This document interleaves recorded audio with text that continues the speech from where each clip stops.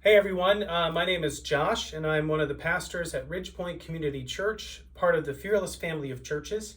And I've been asked by Movement Day to talk a little bit about depression and this season and this month where we look at how we can help those who have lost their lives to depression, who have lost their battle to depression. And I just want to have a word about that for a moment before we talk about what the Lord might have for us in this season.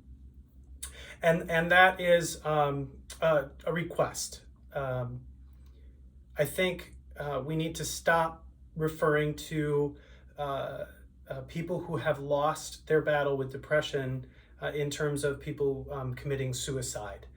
We're learning more and more that depression is a serious struggle that has neurological and physical and spiritual implications, and there are people who struggle with it for their entire lives chemically, and sometimes they lose that battle, and it's really hard, and it's a profound impact. And terms like suicide, or when we say things like someone took their own life, it tends to lead to questions like, well, how did they commit, or how did they attempt? And it's not helpful. And if you talk with those who have journeyed through the loss of a loved one to depression, they will tell you it was a battle that they struggled with for a long time. And so I'm just asking, maybe in this season, and as we move forward and understand more and more of what mental health and emotional health struggles are, I'm asking if we could just not say suicide.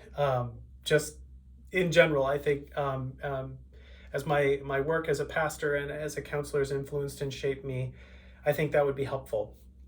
And as we dive into the question of how can we help, I want to note just a couple of things. Number one, when people are depressed, they have a chance to move into that struggle with the thought of not wanting to go on, not wanting to continue. But it's actually when people start to experience just a little bit of hope, a little bit of resolve, a little bit of strength, that they become really vulnerable. And this is why. When people are depressed, they don't want to do anything. They don't want to get out of bed. They don't want to go to work. They lack motivation to do what even seems basic components of life. But when they start to feel a little better, when they start to have a little bit of energy, when they start to feel a little bit of hope, they're susceptible to the struggle of ending their lives in depression because they have a little bit of motivation. They have a little bit of energy. So when we think, for those of us who journey with people who are struggling, when we think that, hey, they're starting to come out of it, they're starting to feel a little bit better, we tend to think that we can back away and that's our time to take a breather, but that's actually the time where we want to lean in.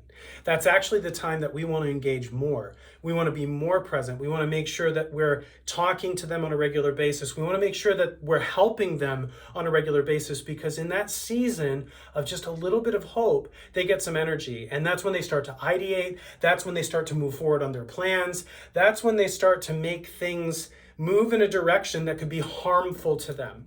So just as a therapist, that's the time we want to lean in. Don't back away when you feel someone maybe getting a little perk in their attitude or their behavior. That's the time you want to lean in and start asking the really good questions. And that leads us to what the Lord has for us. And I think the posture of Jesus towards those who are struggling in this season, specifically in COVID-19. I was reading the other day that the average person makes 30,000 decisions a day. We do it without even thinking. To pick up a toothbrush to brush our teeth, what kind of toothpaste to buy. 30,000 decisions that are subconscious, that are constantly working, that we do without even really thinking about it. But in the season of COVID-19, the average person makes 90,000 decisions a day. Am I going to put on this mask? Do I have my hand sanitizer? Should I wear a mask around this person? Am I 6 feet away? There's all of these extra choices, all of these extra decisions, increased isolation, increased fear and unknown, all leads into an increase in anxiety and an increase in depression, which leads to those who wrestle with depression to a greater degree in this season than they would normally. On top of that, coping mechanisms like alcohol are on the rise, negative coping mechanisms, all of that kind of stuff has kind of led us to a point where people are really wrestling and people are really struggling. And what is the heart of Jesus in that? What is our responsibility as ministers of the gospel? How can we help in that situation? And I'm reminded of a story in Mark 9. Where many of you have probably preached on this, you're probably familiar with this, but Jesus goes through this moment of transfiguration and then comes down from the mountain and he sees a group of people gathered around a young boy, and there's this quarrel that's going on, and Jesus is like, whoa, what's happening here? And the father of this boy comes to Jesus. And he says, "Teacher, I brought my son who is possessed by a spirit that has robbed him of speech. Whenever it seizes him, it throws him to the ground. He foams at the mouth, gnashes his teeth, and becomes rigid. I asked your disciples to drive out the spirit, but they could not." So this man comes to Jesus. We have to imagine that he has lost sleep over his son. He's tried everything to try to help his son, and he hears about this healer. He hears about this Messiah, this man who can do this work. He hears about Jesus, and he brings his son to the disciples of Jesus, and he's thinking, this is my last hope.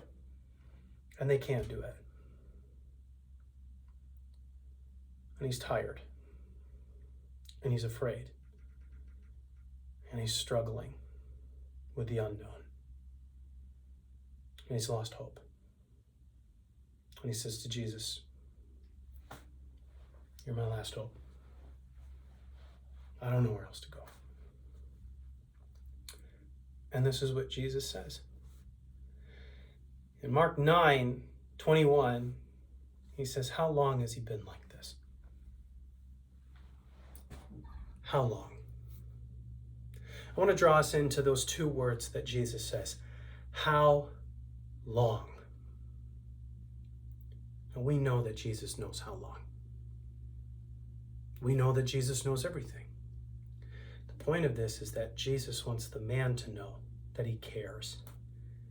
And he has compassion. And he asks the question, how long? How long have you been struggling? How long have you been going through sleepless nights? How long have you lived in fear?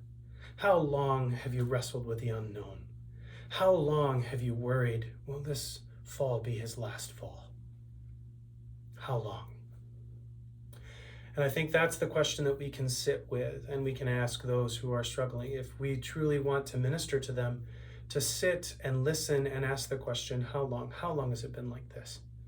How long have you wrestled? How long have you struggled? How deep are these wounds and pains? How long has this been going on for you? I have a friend, a counselor in the area, who says all roads will lead to the pain. If we listen long enough, people will tell us what hurts. And sometimes that's enough. That's enough to give them one more day, enough to give them a little relief from the pain that they feel inside. And that's really what we're doing. That's actually what counseling is. That's what loving people towards Jesus is. That's what ministry is just helping people for one more day. And then the next day, one more day. And then the next day, one more day. And we really only have time for one or two people like that in our lives. We don't have all the time in the world to give to every single person, but maybe you're familiar with a Jewish proverb that came out of the intertestamental period. If you change one life, you change the world in time. And I think that's my encouragement for us today. Ask the question to someone in your life who's struggling, how long? And sit with them in that and help them enough for one more day. And maybe, just maybe, if we all do that, The 700, some of us who are listening to this and maybe talking about it with the people in our congregations or that we work with, if we would all do that with just one person, I believe we would change West Michigan. In fact, I believe that we would change the world in time. So let's take the posture of Jesus for those who are struggling with their battle with depression and help those who are on the verge of losing that battle by asking the question, how long? And sitting with them, showing compassion and understanding toward them, loving them for one more day, and the next day after that, and the next day after that. That's the privilege we have. Grace and peace, friends. We'll talk to you later.